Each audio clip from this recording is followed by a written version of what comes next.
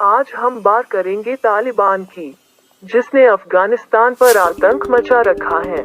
आखिर इस तालिबान का जन्म कैसे हुआ अफगानिस्तान में? तालिबान को किस लिए बनाया गया था अफगानिस्तान में? आइए जानते हैं तालिबान का इतिहास।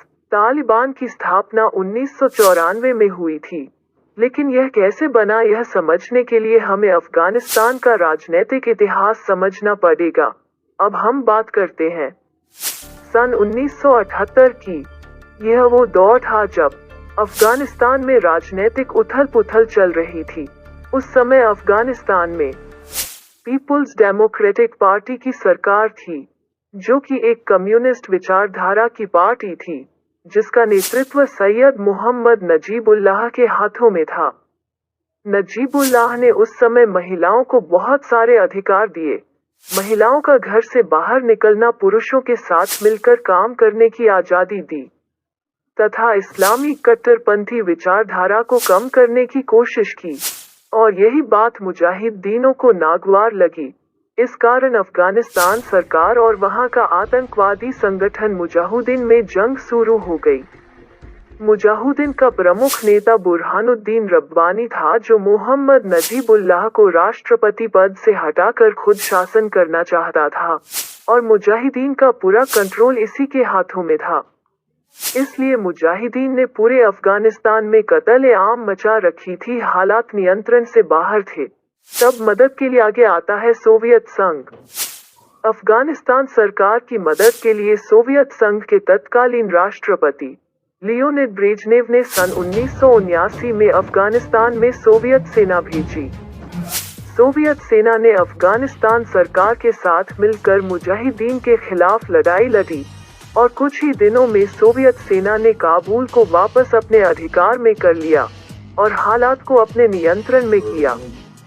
सोवियत सेना ने अफगानिस्तान में 10 साल तक युद्ध लड़ा, लेकिन मुजाहिदीन का सफाया पूरी तरह से नहीं कर सका। इसका एक कारण था अमेरिका।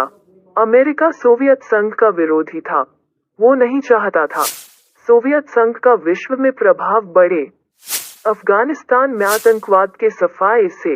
इसलिए अमेरिका मुजाहिदीन को सपोर्ट करता था पिछले दरवाजे से। इस कारण सोवियत सेना मुजाहिदीन को जड़ से खत्म करने में नाकाम रही, और लंबी लड़ाई लड़ने के बाद कुछ कारणों से सोवियत संघ अपनी सेना को वापस बुला लेता है, और फरवरी 1989 में सेना का आखिरी दल भी लौट जाता है। सोवियत सेना के वापस जाते ही मुजाहिदीन के आतंकी फिर से अफगानिस्तान पर कब्जा करने लगे, और सन 1992 में मुजाहिदीनियों ने सैयद मोहम्मद नजीबुल्लाह को राष्ट्रपति पद से हटाकर अपने आका बुरहानुद्दीन रब्बानी को राष्ट्रपति बना देते हैं। अब बारी आती है तालिबान के बनने की। मुजाहिदीन से निकला हुआ एक कमांडर, जिसका नाम था मोहम्मद उमर, इसने तालिबान की स्थापना की 1994 में अब्दुल गनी बरादर के साथ मिलकर की। इसका मुख्यालय कंधार में था। तालिबान एक सन्नी इस्लामिक आधारवादी आंदोलन है। तालिबान पश्तो भाषा का शब्द है, जिसका अर्थ है ज्ञानार्थी या छात्र। ऐसे छात्र जो इस्लामिक कट्टरपंथ विचारधारा पर यकीन करते थे। इसने धार्मिक मदरसों की स्थापना की। इन मदरसों का खर्चा सऊदी अरब द्वारा उठाया जाता था। तालिबान में सदस्यता इन मदरसों में पढ़ने वाले छात्रों को दी जाती थी। इन मदरसों के कारण ही तालिबान आंदोलन अफगानिस्तान में जल्द फैला। तालिबान का मुख्य लीडर मोहम्मद उमर था। इसी ने अपने 50 समर्थकों के साथ इस आंदोलन को आगे बढ़ाया, और कुछ ही समय में तालिबान आंदोलन पूरे अफगानिस्तान में फैल गया। सन 1995 में तालिबान ने सबसे पहले ईरान से लगे हेरात पर कब्जा किया, और अगले ही साल 1996 में कंधार पर अधिकार कर लिया। कुछ समय बाद अफगानिस्तान की राजधानी काबुल पर कब्जा कर लिया, और बुरहानुद्दीन रब्बानी को कुर्सी से हटा दिया गया। इस तरह पूरे अफगानिस्तान पर तालिबान का कब्जा हो गया, और मोहम्मद उमर अफगानिस्तान का तानाशाह शासक बन गया।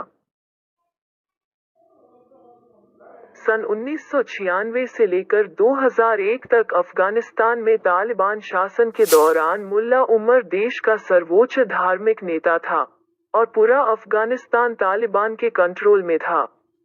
इस समय तालिबान एक मजबूत आतंकवादी संगठन था। इसी बीच अल-कायदा सरगना ओसामा बिन लादेन ने अमेरिका के वर्ल्ड ट्रेड सेंटर पर आतंकी हमला कराता है और भागकर तालिबान की सरहद में छिप जाता है। जब अमेरिका तालिबान से लादेन को मांगता है, तो तालिबान लादेन को लौटाने से इनकार कर देता है। इस बात से खफा होकर अमेरिका ने सन 2001 में अफगानिस्तान में तालिबान के खिलाफ युद्ध का ऐलान करता है और अफगानिस्तान में अपनी सेना को भेजता है और तालिबान के खिलाफ युद्ध शुरू करता है और तालिबान को कमजोर करता है।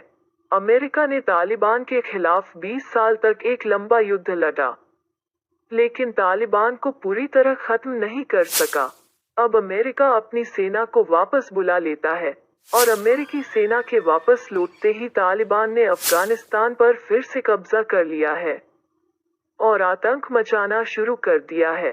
अब तालिबान का मुख्य नेता अब्दुल गनी बरादर है और पूरे तालिबान का कंट्रोल उसी के हाथों में है। अब्दुल गनी बरादर अफगानिस्तान का नया राष्ट्रपति बनना चाहता है, इसलिए अफगानिस्तान में आतंक मचा रखा है।